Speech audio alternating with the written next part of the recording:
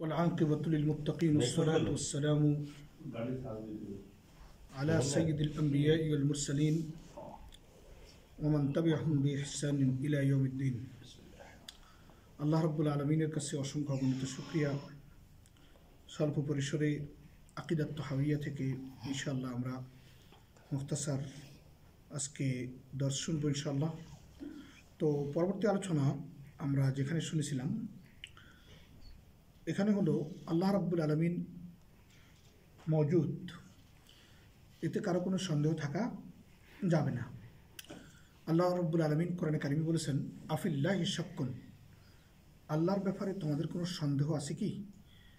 আফিল্লাহি শাক্কুন, আল্লাহ প্রশ্ন করেছেন আল্লাহ আছেন, এ ব্যাপারে তোমাদের কোনো সন্দেহ আছে কি? সন্দেহ নেই।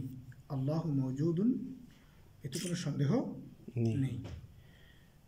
এখন আল্লাহ মওজুদ, আমি আপনি মওজুদ, এই মওজুদের মধ্যে দুই মওজুদের মধ্যে পার্থক্য কি? এক মওজুদ খালেক, এক মওজুদ কি খালেক, আর বাকি সব মওজুদ মখলুক হাদিস, মখলুক হাদিস। এখন মখলুক হাদিস কেন বললাম? মখলুক পরিবর্তনশীল। তো মান্তিকের একটা ভাষা হলো আল আলামু মুতাগাইয়িরুন ওকুল্লু মুতাগাইয়িরুন হাদিসুন ওকুল্লু হাদিসুন হালিকুন। অর্থ হলো জগৎ পরিবর্তনশীল, প্রত্যেক পরিবর্তনশীল ধ্বংসশীল, প্রত্যেক পরিবর্তনশীল কি ধ্বংসশীল। এক্ষেত্রে আল্লাহ রাব্বুল আলামিনের কোনো পরিবর্তনশীল নয়। আল্লাহর ক্ষেত্রে কোনো পরিবর্তন এই শব্দ ব্যবহার করা যাবে না। যেমন আমরা একটি হাদিসে দেখতে পাই যে ইয়ানজিলু রাব্বুনা ইলাস সামাইদ দুনিয়া, হাদিসের মধ্যে আসছে যে আল্লাহ রাব্বুল আলামিন শেষ রজনীতে প্রথম আসমানে নাজিল হয়। এখন এই নাজিল হওয়ার অর্থ কি? নাজিল হওয়া তো পরিবর্তন করা, নাজিল হওয়া কি পরিবর্তন করা। এখন পরিবর্তনটা মাখলুকের সাথে, পরিবর্তন কিসের সাথে? মাখলুক। এখন মান্তিকবিদগণ বলেন, অর্থাৎ তর্কশাস্ত্রবিদগণ বলেন প্রত্যেক পরিবর্তনশীল ধ্বংসশীল, প্রত্যেক পরিবর্তনশীল কি ধ্বংসশীল। তাহলে যিনি খালেক তার পরিবর্তন হওয়া অসম্ভব, কেননা তিনি ধ্বংসশীল নন, তিনি ধ্বংসশীল নন। এই দুই লাইন বুঝছেন? জি। আচ্ছা, তাহলে ইয়ানজিলু শব্দের অর্থ কী হবে? তাফসীর কারকগণ আমরা আল্লাহ রাব্বুল আলামিনের ব্যাপারে এই উসুল জানা থাকতে হবে যে আল্লাহ পরিবর্তনশীল নন। যত জায়গায় আসছে, যেমন আল্লাহ রাব্বুল আলামিন কোরআনে কারিমেও এক জায়গায় বলেছেন যে আল্লাহ রাব্বুল আলামিন তুমি যেখানেই যাও সেখানে আইনামা তুয়াল্লু ফাসাম্মা ওয়াজহুল্লাহ, তুমি যেখানেই যাও সেখানে আল্লাহ আছেন। এখন একটা রাজত্ব বোঝানো হয়েছে। কি বোঝানো হয়েছে? রাজত্ব। এখন ইয়ানজিলু রাব্বুনা বলতে মুফাসসিরিন মুহাদ্দিসিনে কেরাম হাদিসের ব্যাখ্যা লিখেছে যে ইয়ানজিলু রাহমাতুল্লাহি আযজা ওয়া জাল, আল্লাহ পাকের এক বিশেষ রহমত নাজিল হয়। এখানে অর্থ কি হয়? আল্লাহ পাকের এক বিশেষ রহমত নাজিল হয়।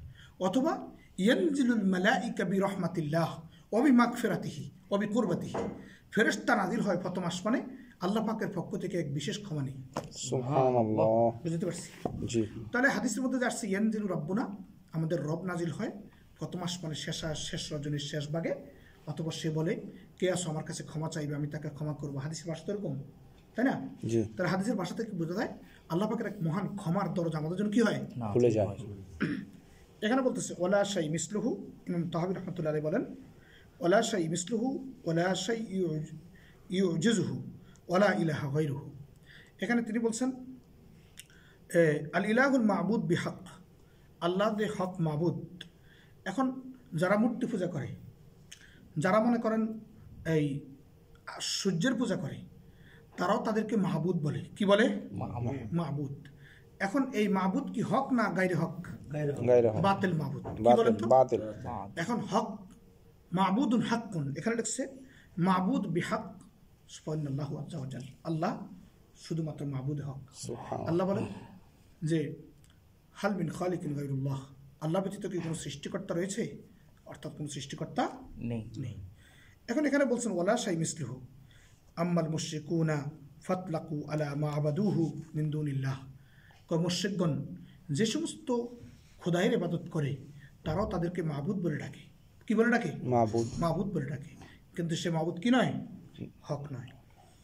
এখন এখানে বলছে আল্লাহ রাব্বুল আলামিনের মতো এমন এক ইলাহ হক মাহবুদ ফাইনাল্লাহু আযজা ওয়া জাল্লা, যিনি কোনো কিছুর মতো নন, অর্থাৎ মাখলুকের মতো নন। অর্থাৎ কি নন? মাখলুকের মতো নন। ওয়ালা শাই ইউজিজুহু, কোনো জিনিস তাকে অপারগ করতে পারে না। সুবহানাল্লাহ। কোনো জিনিস তাকে অপারগ করতে পারে না। আমার দুর্বলতা আমাকে অপারগ করে দেয়, আমার হাঁটুর ব্যথা আমাকে অপারগ করে দেয়, এটা নোকসান। এটা কি বলেন তো? নোকসান। আল্লাহ রব্বুল আলামিনের ক্ষেত্রে কোনো নোকসান শব্দের তাসলিম করা যাবে না, নোকসান শব্দ থ্রো করা যাবে না। এখন কোনো ব্যক্তি যদি আল্লাহর ক্ষেত্রে অজ্ঞতা থ্রো করে সে কাফের। সে কি বলেন তো? কাফের। কাফের। কেন? আল্লাহর ক্ষেত্রে অজ্ঞতা থ্রো করা কুফরি। অনেক সময় মানুষ বলে ফেলে তুমি এমন কাজ করেছো খোদাও জানে না, সে কি বলেন তো? সে জ্ঞানে বলুক আর ভুলেও বলুক, যেমনি বলুক, যদি অজ্ঞতা প্রবুদ্ধিকে সাবিত করে, প্রবুদ্ধিকে অজ্ঞতা সাবমিট করে, তাহলে কি হয়ে যাবে? কুফার। এখন আল্লাহ রাব্বুল আলামিন বলছেন আল্লাহু আলিম, দুষ্টমি করে তো যে কোনো কথাই হারাম, শিরক আল্লাহর ক্ষেত্রে। এখন এক বেটা কয় তুমি এমন এক অন্ধকারে গিয়ে খাইছো সেখানে আল্লাহ নাই, সে কাফের। সে কি বলেন তো? কাফের। কাফের। আল্লাহ রাব্বুল আলামিনের ক্ষেত্রে কোথাও আছে কোথাও নাই এই ধরনের শব্দ প্রয়োগ করা যাবে না, কেননা কোথাও আসেন হলে তার জন্য একটা জায়গা নির্দিষ্ট হয়ে যায়, হ্যাঁ, নির্দিষ্ট একটি প্লেসমেন্ট হয়ে যায়, যেটা আল্লাহর ক্ষেত্রে থ্রো করা যাবে না। আল্লাহ রাব্বুল আলামিন এই পৃথিবীর মধ্যে, পৃথিবী থেকে ফারেক, এই সমস্ত নিসবত আল্লাহর দিকে করা যাবে না। নিসবত কি করা যাবে? যা আল্লাহ নিজের জন্য নিসবত করেছেন। আল্লাহ বলতেছেন যে আল্লাহু সামিউম বাসীর, আল্লাহ সব কিছু দেখেন এবং সব কিছু শুনেন। এখন আল্লাহ শোনার জন্য, আমার আপনার শোনার জন্য মানে কোথাও উপস্থিত থাকতে হয়, অঙ্গ প্রত্যঙ্গ দরকার হয়। আল্লাহর ক্ষেত্রে এই সমস্ত কোনো প্রয়োজন নেই, কেননা তিনি খালিক। তিনি কি? খালিক। হাদিসের মধ্যে আসছে, সুন্দর প্রশ্ন, হাদিসের মধ্যে আসছে ইয়াদুল্লাহি ফাওকা আইদিহিম, কোরআনের মধ্যে আসছে ইয়াদুল্লাহি ফাওকা আইদিহিম, তাদের হাতের উপর আল্লাহর হাত রয়েছে। এখন এই যে আল্লাহর হাত বলা হয়েছে, ইমাম আবু হানিফা রাহমাতুল্লাহ সহ সালফে সালিহিনগণ এই ব্যাপারে ব্যাখ্যা করেছেন যে আমরা এটাও বলবো না এটা কুদরত, এটাও বলবো না কুদরত, তাহলে কি বলবো? কামা ইয়ালিকু বিল্লাহ, যেভাবে আল্লাহর সাথে যায়, যেভাবে আল্লাহর সাথে যায়। আমরা হাত বলতে, এখন এটাতে নাম হাত, এই হাতটা আমাদের জেহেনে আছে, তাই আমরা হাত বলতে কোনো অঙ্গ প্রত্যঙ্গকে বুঝছি, কিন্তু আল্লাহ রাব্বুল আলামিনের ক্ষেত্রে কোনো অঙ্গ প্রত্যঙ্গ বোঝানো যাবে না, কারণ এটা মাখলুক। এটা কি? মাখলুক। এটার একটা সৃষ্টিকর্তা আছে। এটা সৃষ্টিকর্তা কি আছে? এটাকে বলে কাম্মিয়া। কি বলে আরবিতে? কাম্মিয়া। কাম্মিয়া লিআন্না শাই আল্লাযী লাহু কাম্মিয়া ইহতাজু ইলা খালিকিন খালাকাহু তিলকাল কাম্মিয়া। যে কোনো জিনিসের শাকাল আছে, যে কোনো জিনিসের রূপ আছে, অঙ্গ প্রত্যঙ্গ আছে, তার একটা সৃষ্টিকর্তার প্রয়োজন আছে। সহিহ। তার একটা সৃষ্টিকর্তার কি আছে? প্রয়োজন আছে। এখন এই যে হাতটার একটা লম্বা আছে, একটা দৈর্ঘ্য প্রস্থ বলতে কিছু আছে, এই দৈর্ঘ্য প্রস্থটারও একটা সৃষ্টিকর্তা আছে, কারণ এটা এমনি এমনি হতে পারে না। এখন বুঝাতে পারছি? জি অবশ্যই। এই অঙ্গ প্রত্যঙ্গের একটা সৃষ্টিকর্তা আছে, আল্লাহর ক্ষেত্রে অঙ্গ প্রত্যঙ্গ সাবমিট করা যাবে না। বুঝাতে পারছি? এজন্য মুসান্নিফ রাহমাতুল্লাহ আলাইহি বলেছেন ওয়ালা শাই মিসলুহু, কোন জিনিস মাখলুকের মতো নন, খালেক মাখলুকের মতো নন। ওয়ালা শাই ইউজিজুহু, কোন জিনিস তারা অপারগ করে দিতে পারে না। এখন কোন দুর্বলতা আমাকে অপারগ করে দেয়, কারণ আল্লাহ পাক বলেছেন খুলিকাল ইনসানু দাঈফ, আমি মানুষকে দুর্বল করে সৃষ্টি করেছি। মৌতের বিছানাতে শুয়ে থাকে, কিছুদিন আগে সে হাঁটছে স্ট্রংলি, এখন আজকে সে পাও দিতে পারে না। এই দুরারোগ্য ব্যাধি তাকে অজ্ঞতায় পৌঁছায় দিয়েছে, অপারগ করে দিয়েছে। এই অপারগ করে দেওয়াটা একটা দুর্বলতা।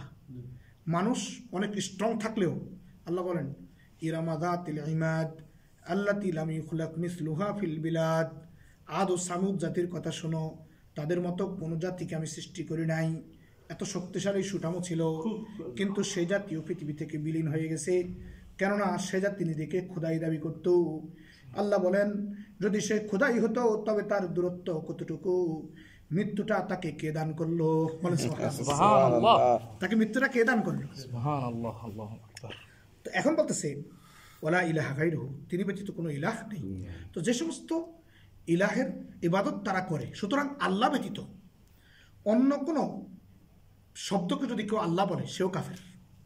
এখন মক্কাবাসী মক্কা ঘরকে মনে করতো আল্লাহ আগে, হ্যাঁ, কিন্তু অথবা আল্লাহকে মানত, কিন্তু আল্লাহ এককভাবে সবকিছু স্বয়ং সক্রিয় এটা বলতো না। এটাকে বলে মুশরিক। এটাকে কি বলে? মুশরিক। তারা আল্লাহর সাথে অন্য সমস্ত ইলাহকে কি শামিল করত, শিরক করত। এখন কেউ যদি আল্লাহকে প্রকৃতভাবে জেনেও আল্লাহকে কোনো ব্যাপারে অপারক মনে করে, অন্য কোনো ইলাহ দরকার আছে সেটা মনে করে, তাহলে সে আল্লাহর ক্ষেত্রে নোকসান শব্দ সাবিত করলো। যেমন তাহলে আপনি মনে করেন যারা আপনার হিন্দু আছে ওরা কিন্তু ওরা বলে খাওয়ার একজন দেবী বলে, তারপরে কি বলে শিক্ষার ভালো একটা শিক্ষা লেখাপড়া এরকম বিভিন্ন রকমের ওদের ইয়া কিন্তু খোদা বানা। হিন্দু প্রকৃতপক্ষে একত্ববাদী বিশ্বাসী কখনোই হতে পারেনি, পারবেও না। হিন্দু বলে উপরওয়ালা বলে, আল্লাহকে কি বলে? উপরওয়ালা। এখন এই যে শব্দটা আল্লাহর প্রতি প্রয়োগ করে, এখন তারা উপরে বলে এক খোদা, নিচে বলে আরেক খোদা, নাউজুবিল্লাহ। তো ডাইনে বলে আরেক, বামে বলে আরেক। হ্যাঁ অথবা তারা বলে, এই মুশরিকগণের কত ভ্রান্ত আকীদা আছে, তারা বলে যে আল্লাহ একক, তার একাধিক হাত রয়েছে, নাউজুবিল্লাহ। বলে ইয়াদ বিল্লাহ। হ্যাঁ, এটা কি শিরকি আকীদা। আল্লাহর ক্ষেত্রে কোন শব্দ সাবিত করা যাবে? আল্লাহ বলেন আল্লাহু লা ইলাহা ইল্লা হুয়াল হাইয়ুল কাইয়্যুম লা তাখুযুহু সিনাতুন ওয়া লা নাওম। সুবহানাল্লাহ। তারপর আল্লাহ পাক তার পরিচয় দিকে ছোট একটা সূরা নাযিল করেছেন, কুল হু আল্লাহু আহাদ আল্লাহুস সামাদ। তিনি মুখাফিক্কিহীন। এখন মুখাফিক্কিতা কি? মুখাফিক্কিতাকে বুঝতে হবে আমাদেরকে। হাজা আল্লাহ কোরআন এক জায়গায় বলেছেন আল্লাহু গানিয়্যুন হামিদ, তিনি প্রকৃতপক্ষে ধনী, মানে ধনী, প্রশংসিত। এখন গানি বলতে আমরা বুঝি ধনী, কিন্তু আল্লাহর ক্ষেত্রে গানিয়্যুন শব্দের অর্থ কি? প্রশংসিত। আল্লাহ মুখাফিক্ষহীনতা থেকে মুক্ত। আল্লাহ মুখাফিক্ষহীন, আল্লাহ স্বয়ংসম্পূর্ণ। এখন স্বয়ংসম্পূর্ণ। স্বয়ংসম্পূর্ণের বিপরীতে যেটা, সেটা আল্লাহর ক্ষেত্রে যাবে না। এখন আল্লাহ বলছেন হাইয়ুন কাইয়ুম। আল্লাহর ক্ষেত্রে আল্লাহ পাক যে শব্দগুলো ব্যবহার করছে, যেমন তিনি হাইয়ুন চিরঞ্জীব, কাইয়ুম শাশ্বত, তিনি শাশ্বত মজুদ, তার মজুদ নিয়ে কোনো সন্দেহ থাকবে না, আর তিনি চিরস্থায়ী চিরঞ্জীব, এই অর্থে। এখন আল্লাহ পাক যে শব্দগুলো ব্যবহার করছে তার ক্ষেত্রে এটা কি নোকসান আছে? লোকসান না। নাই। সুবহানাল্লাহ। আল্লাহর ক্ষেত্রে আল্লাহ পাক যে শব্দগুলো ব্যবহার করছে, এখন আল্লাহ পাক কোরআন এক জায়গায় বলতেছেন ওয়ালিল্লাহি আসমাউল হুসনা ফাদউহু বিহা। আল্লাহর আসমাউল হুসনা গুণবাচক কিছু নাম আছে, 99টা নাম আছে। কোরআনে কারিমে আল্লাহ বলেছেন লিল্লাহি তিসওয়া তিসউনা আসমা, আল্লাহ পাকের 99টা নাম আছে, তোমরা সেই নাম ধরে আল্লাহকে ডাকো। একটা নামের মধ্যেও নোকসান নেই। যেমন আল্লাহ পাক বলছেন আলিমুন, তিনি জ্ঞানী। আল্লাহ বলেন কাইয়ুম, তিনি শাশ্বত চিরঞ্জীব। আল্লাহ বলেন হুয়াল মুমিন, তিনি মুমিন। রহিম, রহিম, রহমান, এগুলি তো আল্লাহ পাকের রহমানুর রহিম। যতগুলো সেফুত স্ট্যান্ডার্ড, হাই ক্লাস, সব স্ট্যান্ডার্ড কার ক্ষেত্রে ব্যবহৃত হয়? আল্লাহ। বাস। এখন এখানে বলছে আরেকটা ইমাম তাহাবীর একটা প্রশ্ন ছোট্ট, আমরা যে অনেক সময় এরকম করি শাহাদাতে সাক্ষ্য দিই এইভাবে আল্লাহ, মানে আল্লাহ, সহিহ। এটা সহি তো না? হ্যাঁ একদম। তাহলে উপর আল্লাহ থেকে যাচ্ছে, সেজন্য বললাম। আশহাদু আল্লাহ, না না, এটা এই অর্থ না। এখন হাদিসের মধ্যে উপর নিচ সাবেত করা, এখানে উপর বলতে তুমি বোঝাও যে আল্লাহ পাক মহান ক্ষমতার অধিকারী, আমার সব কিছুর ক্ষমতার উপরে আল্লাহর ক্ষমতা। এই কথা তো নাজায়েজ নয়। না, আমার ক্ষমতার উপরে, এটা তো ঠিক আছে কথা। আমার ক্ষমতার উপরে আমার কোনো ক্ষমতাই নেই। আল্লাহ সব আল্লাহ কিছুর ঊর্ধ্বে। হ্যাঁ বাস। আল্লাহ সব কিছুর ঊর্ধ্বে। না, সব কিছুর না, আমরা এভাবে করে অনেকে সাক্ষ্য দেয়, মানে আসমানের দিকে তাকায়। রাসূল সাল্লাল্লাহু আলাইহি ওয়াসাল্লাম নিজেও আসমানের দিকে তাকাই দোয়া করেছেন। তাহলে এটা জায়েজ। এখন এটা সহি। ভালো করে খেয়াল করেন, আমরা সালাত আদায় করার সময় তাকাই কাবার দিকে, আল্লাহু আকবার, হ্যাঁ, জি। দোয়া করার সময় আকাশের দিকে হাত তুলি। রাসূল ইসলাম নিজে দোয়া করেছেন আসমানের দিকে তাকিয়ে, আচ্ছা, কেবলার দিকে ফিরে রাসূল সাল্লাল্লাহু নামাজ পড়েছেন, সাল্লাল্লাহু আলাইহি সেজদা দিয়েছেন জমিনে। এখন বলেন তো জমিনে বান্দার ইবাদতের মধ্যে শ্রেষ্ঠ অবস্থান কোনটা? সিজদা। সিজদা। সিজদা কোথায় দেই? জমিনে। জমিনে। হাত আসমানে উঠাই, কেননা এটা হলো দোয়ার কেবলা। দোয়ার কি আছে? এটা কেবলা আছে। ও আচ্ছা আচ্ছা। দোয়ার একটা কি আছে? কেবলা আছে। আল্লাহু আকবার। আর সালাতের কেবলা কোন দিকে? কাবা মুশাররফ। এই সালামের কিছু নিয়ম আছে। আল্লাহু আকবার। সালামের তরতিব কত সুন্দর। আল্লাহু আকবার। এখন এখানে ইমাম তাহাবী রাহমাতুল্লাহ বলতেছেন, কয় কাদিমুন বিলা ইবতিদা, কাদিমুন বিলা ইবতিদা, তিনি পুরাতন। আল্লাহ পাকের এক নাম কাদিম।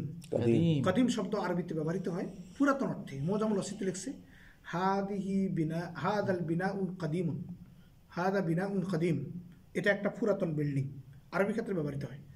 যেমন আমরা কই না সুকুন কাদিমুন, পুরাতন একটা বাজার, আচ্ছা, আরবির ক্ষেত্রে ব্যবহৃত। জরাদিন্য কোনো বাড়িকে বলে বাইতুন কাদিমুন, প্রাগৈতিহাসিক। প্রত্নতন্ত্র, এই এরকম, যে প্রভাব হচ্ছে ওই ক্ষেত্রে মানে খুব পুরাতন বিল্ডিং। প্রগৈতিহাসিক যেটা। এখন আল্লাহর ক্ষেত্রে কাদিমুন অর্থ হলো, ইমাম তাহাবী রাহমাতুল্লাহ স্পষ্ট করে লিখছে কাদিমুন বিলা ইবতিদা। আল্লাহর ক্ষেত্রে যে কাদিম আসছে, কাদিম অর্থ হলো যার কোনো শুরু নাই। আল্লাহু আকবার। যার কোনো কি নাই। এটা সৃষ্টির জন্য এই কাদিম, কিন্তু আল্লাহর কাদিম হইল এখন আল্লাহ পাকের ক্ষেত্রেও কিন্তু কাদিম ব্যবহৃত হয়। আল্লাহ পাক নিজেকে কাদিম বলেছেন, হ্যাঁ, আল্লাহ পাক নিজেকে কাদিম শব্দ ব্যবহার করে বলেছেন, আল্লাহু কাদিমুন, আল্লাহ কাদিম। এখন এখানে যদি আমরা পুরাতন মনে করি তাহলে তো একটা শুরু। এটার সঠিক অর্থ হলো না। সঠিক অর্থ কি? সঠিক অর্থ হলো কাদিমুন বিলা ইবতিদা, এমন যার কোনো শুরু এর জন্য তো গত সপ্তাহে আপনি বলছিলেন না যে কোরআন শরীফের ডাইরেক্ট অর্থ সব জায়গায় নেওয়া যাবে না। এই থাকবো না ইমান। আচ্ছা এখন কোরআন শরীফের যে বাংলা আমরা তর্জমা করি, আসলে সঠিক কোনো বাংলা তর্জমা নেই। এগুলি আমরা আন্দাজের উপরে মানুষগুলো তর্জমা লিখেছি। সত্যি কথা, এটা আরবি বুঝতে হলে আরবি ভাষায় বুঝতে হবে, সোজা কথা। তাহলে বুঝছে তারপর এটা তর্জমা করতে পারো না। এই তর্জমা এখন যেটি বলতেছি এটি বুঝে নাকি? এখন আল্লাহ পাক কোরআনে কারিমে এক জায়গায় বলছে হুয়াল আউয়ালু ওয়াল আখিরু ওয়াজ যাহিরু ওয়াল বাতিন, হুয়াল আউয়ালু ওয়াল আখিরু। এখন আউয়ালু বলতে তিনি বুঝাইছেন তার কোনো শুরু নাই।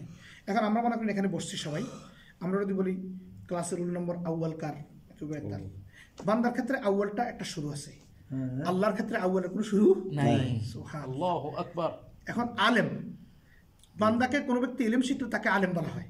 সে কয়দিন পড়ালেখা করছে, কিছু ইলম অর্জন করছে, তাই তাকে বলে আলেম। আল্লাহ পাক নিজেও কোরআনে বলতেছেন আল্লাহু আলিমুন, আল্লাহ জ্ঞানী। এখন আল্লাহু আলিমুন অর্থ কি? আলিমুল গায়বি ওয়াশ শাহাদা, কোরআনের জায়গায় আছে। এখন আলিমুল গায়বি ওয়াশ শাহাদা, আল্লাহ আলিমুন, তিনি জ্ঞানী। গায়ব অর্থাৎ মানে অদৃশ্য সব জ্ঞান তিনি রাখেন। এখন আল্লাহ পাক তার ক্ষেত্রে আলেম ব্যবহার করছে, তাহলে বান্দার ক্ষেত্রে ব্যবহৃত হবে বান্দা কোনো আলিমকে হাসিল করে অর্জন করেছে, তাই তাকে আলেম বলা হয়। আল্লাহর ক্ষেত্রে ব্যবহৃত হবে যার ইলমের কোনো শুরু নেই, শেষ নেই। সুবহানাল্লাহ। বুঝতে পারছি? কিন্তু যদি আপনি আমাদের জিজ্ঞাসা করেন না ঠিক কিনা বলেন, এটা তো আপনার বাজারটার পাশ, আপনারা কেন বলেন না ঠিক কিনা? আচ্ছা, এখন বলতেছে দাইমুন বিলা ইন্তিহা। আল্লাহ পাকের এক নাম দাইম। আল্লাহ পাকের এক নাম কি? দাইম। এখন দাইমুন শব্দের অর্থ হলো আমরা বলি মানে স্থায়ী। দাইম মানে কি? স্থায়ী। তো আমরা কোনো ব্যক্তিকে যদি একটা বিল্ডিং, কেউ একটা জমি কিনে, তাহলে কিন্তু আরবি দপ্তর বলেন আর আরবি দস্তখত বলেন সব জায়গায় লেখে যে হাদাল আরদু দাইমুন লাক, এই জমিটা, এই বাড়িটা আপনার জন্য দায়, মানে চিরস্থায়ী, আপনি যতদিন রাখেন। এখন এই দাইমুন শব্দের অর্থ ওই জায়গায় একরকম অর্থ, আল্লাহর ক্ষেত্রে দাইমুন অর্থ কি? দাইমুন বিলা ইন্তিহা, অর্থাৎ তার কোনো শেষ নেই, অর্থাৎ তার কোনো কি নেই, শেষ নাই। তাহলে আল্লাহ পাকের ক্ষেত্রে শুরু শেষ এই শব্দ প্রয়োগ করা যাবে না। বরং তার শুরু বলতে যদি যে শব্দ প্রয়োগ করা হয় তার অর্থ বুঝতে হবে যার কোনো শুরু নাই। আর দাইম অর্থ হলো যার কোনো শেষ নাই। আল্লাহ পাকের ক্ষেত্রে মানুষ মাখলুকের ক্ষেত্রে শুরু শেষ দরকার আছে, আল্লাহর ক্ষেত্রে শুরু শেষের কোনো প্রয়োজন নাই। জাযাকুমুল্লাহু খাইর। আসসালামু আলাইকুম। ওয়া আলাইকুম আসসালাম ওয়া আল্লাহর রাহমাতুল্লাহি ওয়া কতগুলো বারাকাতুহু। নাম? হ্যাঁ, এটা কি কোরআনে আছে না হাদিসে? কোরআনে আছে, কোরআন শরীফে আছে। কোরআনে আছে। না, এটা আমরা কই পাই? এটা খুঁজে আপনি বাইর করতে হবে। কোরআনের মধ্যে আপনি একই জায়গায় পাবেন না এই নামগুলি, আপনাকে কিছু জায়গা থেকে বের করতে হবে। কোরআনে এরকম জানা। কোরআনের মধ্যে আল্লাহ পাক বলছে হ্যাঁ, কারণ অদৃশ্য মানে অগণীয় না, মানে কোনো নির্ধারিত কোনো নাম না না না, কে কইছে? গুণবাচক নাম। গুণবাচক নাম আছে। আপনি কোরআন পড়ছেন? নির্দিষ্ট 99 বলে না, এটা তো আছে, হ্যাঁ, নিম্নবর্তী নাম হইতে আছে নির্দিষ্ট। আসমাউল হুসনা। আচ্ছা, ধরলাম 99 নাম কোরআনে বা ইয়াতে এবং কি পাওয়া যায়। জানেন, বেশি এই করে গুণবাচক আমরা নামের বাইরে আল্লাহর অন্য কোনো নামে ডাকাত যাবে না। হ্যাঁ, হিসাব আছে। খাইলাম আপনার নাম যেমন যদু মধু কদু কন